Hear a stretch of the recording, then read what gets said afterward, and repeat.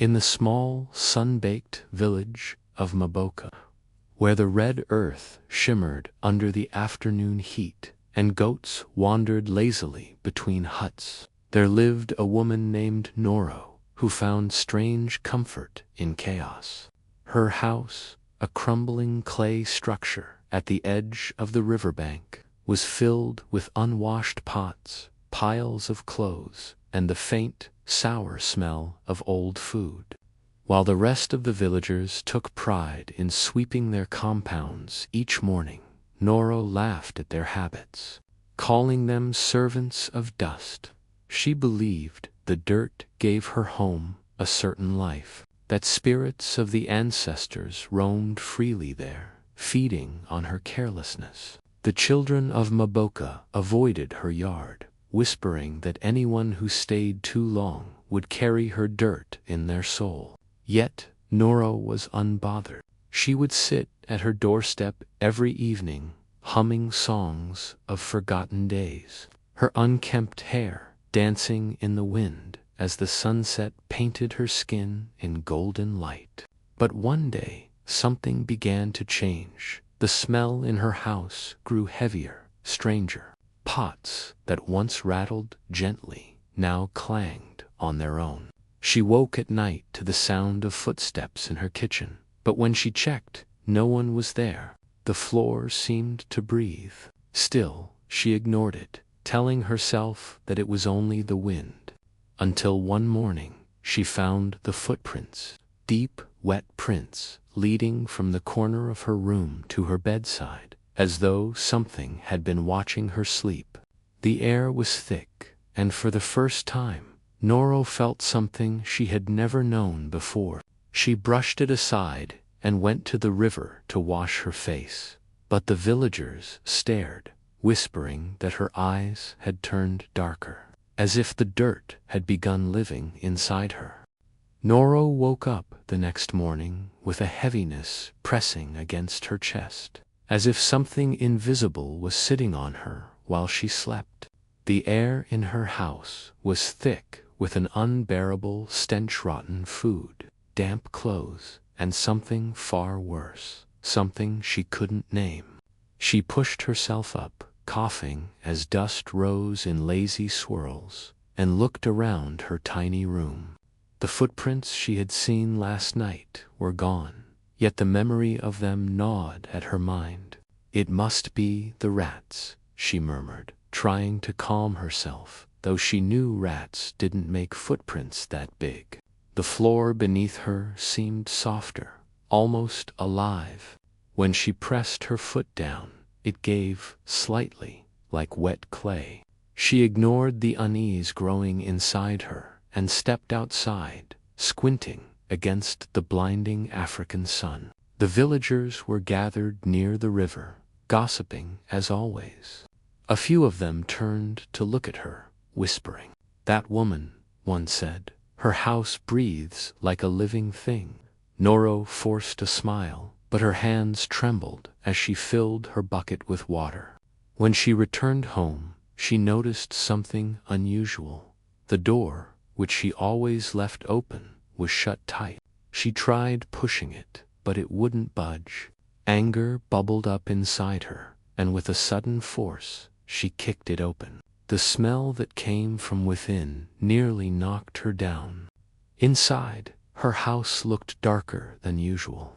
The corners seemed to swallow the light. Something glistened near her cooking pot. Her heart began to race. She reached for a broom, muttering, "It's just spilled soup." But when she leaned closer, she saw that it was not soup at all, it was blood. The floor was bleeding. Trembling, she dropped the broom and stumbled back, her breath coming in shallow bursts. The mud beneath her feet pulsed like it was breathing, and from somewhere beneath the house came a faint whisper, a sound like someone calling her name, N-O-O-O dot dot, Ro-O-O dot dot dot. The voice was soft but unmistakable, rising from below the earth. Noro froze, her skin prickling with terror. She ran outside, gasping for air, and fell to her knees in the dirt. Villagers nearby stared, confused, but no one dared to come closer. "It's the curse of filth," one old woman muttered, shaking her head. The ancestors warned her. Noro couldn't hear them. Her mind was spinning. That night, she refused to go back inside. She sat near the river, clutching her knees, watching the moon ripple across the dark water. Crickets sang, and the world seemed at peace, but every now and then she heard it again, faintly, carried by the wind. That same whisper, her name, Ru. She tried to tell herself it was the wind playing tricks, but deep inside she knew something was terribly wrong. For years she had mocked the villagers for their cleanliness, saying that dust was part of life. Now, as she looked at her filthy hands in the moonlight, she realized that her dirt had become her prison. The river shimmered, and for a moment she thought she saw a reflection that wasn't hers, a dark figure standing behind her in the water, smiling. The next morning, Noro awoke by the riverbank, her body sore from the hard ground, and her mind trapped between fear and disbelief. The villagers had already begun their daily chores, pounding yam, fetching water, and sweeping the red dust from their courtyards. They barely glanced at her now. Even the children who once laughed at her strange habits stayed away. Noro felt something inside her shift, a cold realization that her dirt and laziness had turned into a curse. But still, pride clung to her like the grime on her skin. She stood, brushed off the dust from her wrapper, and decided to return home. The sun was high, painting everything gold, yet her house looked darker than ever. The air around it was heavy, almost humming with energy. When she stepped inside, the silence felt unnatural, the kind that presses against your ears until you hear your own heartbeat. Then, suddenly, a soft creak echoed from the corner near her sleeping mat. "Who's there?" she called, her voice trembling. No answer. Her eyes darted toward the corner, and that's when she saw it, a figure, crouched low, half hidden in the shadows. Its eyes gleamed faintly, reflecting the slivers of sunlight coming through the cracks in the wall. It wasn't human. Its skin looked like wet clay, and its long fingers dragged across the floor, leaving trails in the dirt. Noro screamed and stumbled backward, but her feet tangled in a heap of old clothes. She fell, hitting her elbow hard, yet her gaze never left the creature. It moved closer, each step soundless, its form shifting as though it were part of the earth itself. "You have fed me well," it whispered, voice like dry leaves scraping the ground. "Your filth gave me life." Noro crawled toward the door, her breath shallow, but the creature's voice followed her. "You left your home to rot, and now it belongs to me." She pushed the door open and bolted outside, her heart pounding like a drum. She ran through the village, screaming, "It's alive. The dirt is alive." The villagers gathered, alarmed, but when they looked toward her house, nothing seemed out of place. One of the men, Kemba, laughed mockingly. "Maybe the dirt got tired of you," he said. The others chuckled, shaking their heads. But the old woman, Mama Ensu, frowned deeply. "There are things that live in filth," she muttered. "Spirits that feed on neglect." When Noro begged them to help her cleanse her home, no one volunteered. The villagers believed that once a house was claimed by a spirit of decay, stepping inside meant inviting death. As night fell, Noro sat outside her home, clutching a burning stick for light, determined to face whatever lived within. The air turned cold, and the shadows stretched unnaturally long. Then she heard it again. Her torch flickered, and through the doorway she saw the same glowing eyes, closer this time. The creature smiled a terrible, wide grin made of mud and teeth. "You cannot clean what is already claimed," it whispered. Noro screamed, throwing the torch at it, and the flames burst across the floor, lighting up the room. For a split second, she saw faces, many faces embedded in the walls, their mouths open in silent cries. The flames spread fast, and Noro fled into the night as her home crackled and burned behind her. The villagers rushed out, watching in shock as her house turned into a roaring pyre. But among the flames, some swore they saw shapes dancing, as if the fire itself rejoiced in its freedom. When the morning sun rose over Mboka, the ashes of Noro's house still smoked like a dying heartbeat, sending gray tendrils curling into the pale sky. The villagers gathered at a distance, murmuring prayers and crossing themselves, afraid to step too close. What they had seen the night before could not be forgotten, the flames that moved like living things, the strange faces screaming in silence from within the fire. Noro stood apart from them, her clothes charred and her eyes hollow, staring at the ruins that had once been her home. She felt empty, stripped of pride, stripped of sanity, as though the fire had burned away every layer of who she was. The ashes shimmered faintly, and when the wind blew, she thought she heard faint whispers rising with the smoke. "We are not gone." The voice seemed to sigh. She pressed her hands to her ears, shaking her head violently. "Leave me," she screamed.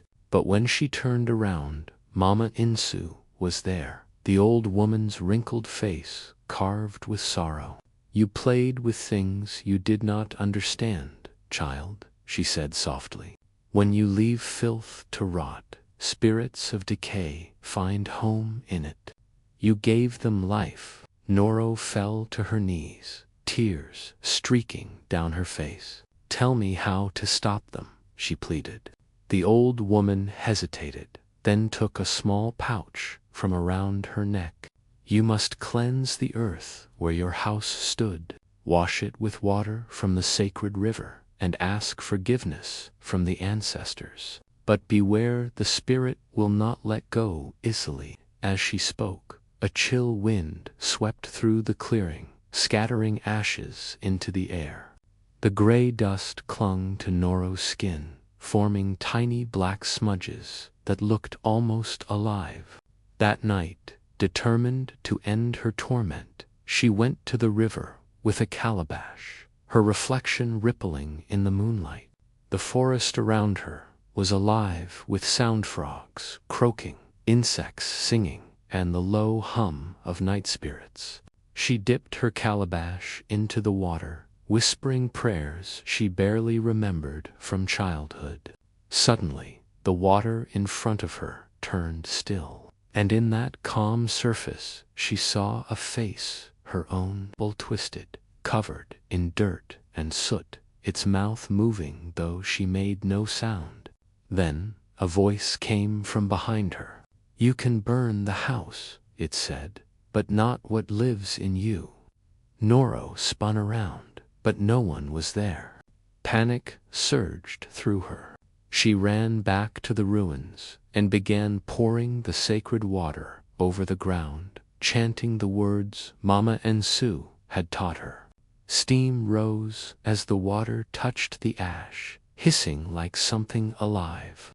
The earth trembled beneath her feet. "Leave me," she cried again, her voice breaking. But then the ground cracked open, just slightly, and from the fissure came a dark mist that curled upward like smoke, taking the shape of a face. "You gave us your home," it whispered. "Now we live inside your soul." The mist shot forward, wrapping around her like cold arms. Noro screamed and stumbled backward, clawing at her throat. The villagers, hearing her cries, rushed toward the ruins with torches, only to find her lying motionless on the ground, her skin pale and her body trembling. Her eyes were open, but they no longer looked human, black as coal, reflecting no light. Mama Insu bent down beside her and whispered, "It's not over." Noro blinked slowly, and when she spoke, her voice sounded deeper, layered with echoes. "Cleanliness is a lie," she murmured. "The dirt never dies." The villagers stepped back, horrified, realizing that what had haunted her house now lived within her.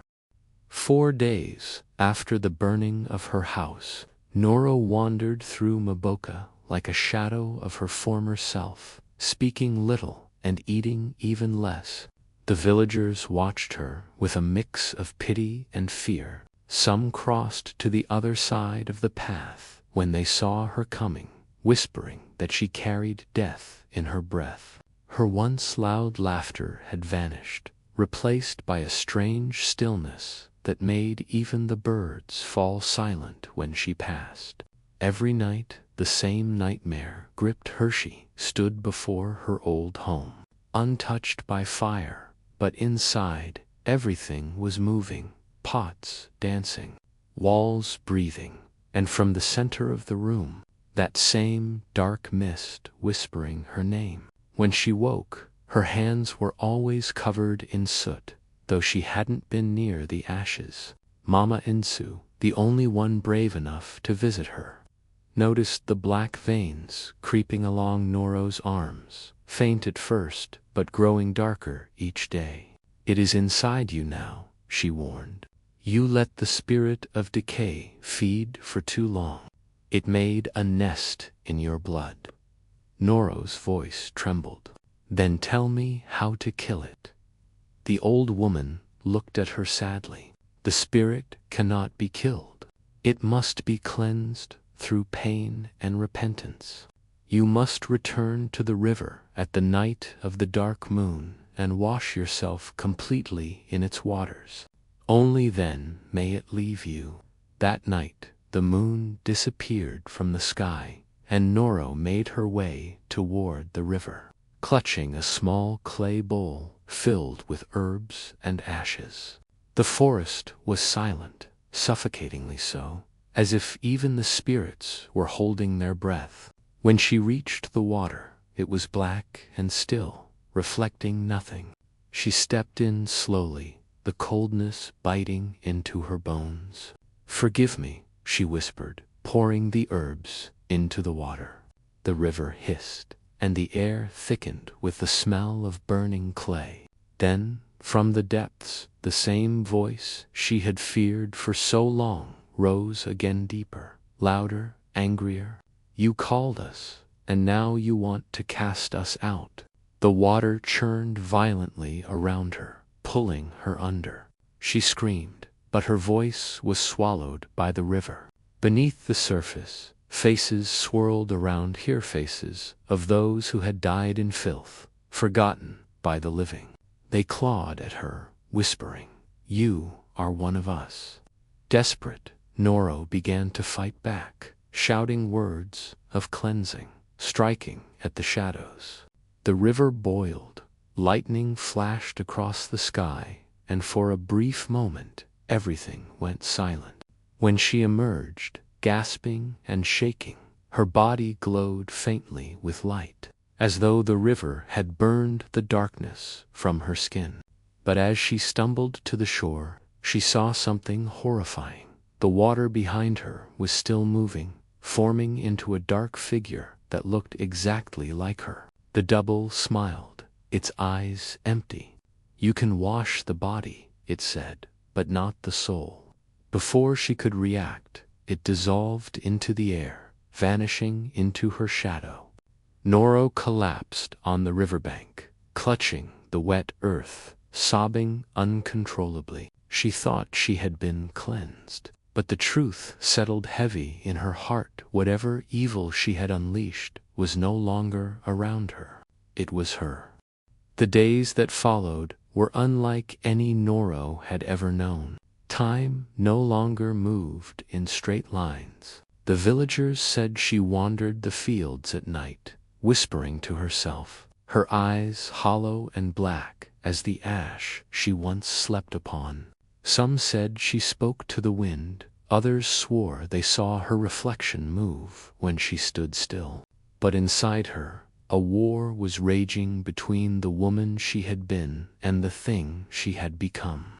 The spirit of decay, now fused with her blood, whispered endlessly, tempting her, mocking her, reminding her of every careless act that had birthed it. You never cleaned, it hissed, because deep down you liked the filth. You wanted to be free of order. Noro pressed her palms to her ears, screaming, I was foolish, not wicked. But the voice only laughed, its echo rattling inside her skull like stones. She sought help from Mama Ensu once more, but when she reached the old woman's hut, the healer was gone, leaving only a small gourd filled with oil and a single piece of charcoal. A note scratched into the earth outside read, Light cleanses what water cannot. With trembling hands, Noro took the oil and returned to the ashes of her home. Night had fallen. The sky was bruised purple, and the air smelled of rain. She poured the oil around the burnt patch of ground, then drew a circle with the charcoal, whispering, Let light find me. Thunder rolled across the horizon as she struck a spark.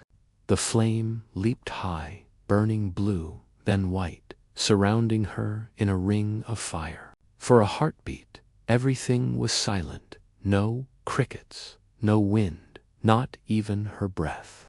Then came the scream, not hers, but something ancient, something that did not belong in the world of the living. It rose from the ground, shaking the earth as black smoke erupted within the circle. The spirit's shape emerged, massive, shifting, formed from every speck of dirt she had ever ignored. You cannot destroy what you are, it roared. You gave me your name, your body, your home. The flames wavered, nearly dying, but Noro stood tall, her eyes blazing with tears. Then take what's left, she said softly. Closing her eyes, she stepped forward into the fire. The flames swallowed her whole, and for a moment, the villagers who had come running saw her silhouette standing tall inside the inferno. Then it vanished. When the fire died, nothing remained but clean, white ash. The next morning, the villagers approached the site carefully. The air felt lighter than it had in years, and for the first time, a sweet scent, like new rain, lingered in Maboka. Mama Ensu returned from the forest that same day and smiled when she saw the cleansed ground. She has paid the debt, the old woman said quietly. The spirit is gone. But as she turned to leave, her eyes caught something, a single footprint in the middle of the white ash, fresh and deep, leading toward the river. From the water's edge, a faint voice drifted across the breeze. Cleanliness is a lie, it whispered. The dirt never dies. And though the villagers rebuilt the area and planted flowers where her home had stood, on nights when the wind howled through Mabuka, they swore they could hear Noro's laughter in the air, bitter and unending, reminding all who heard it that neglect, once born, never truly dies.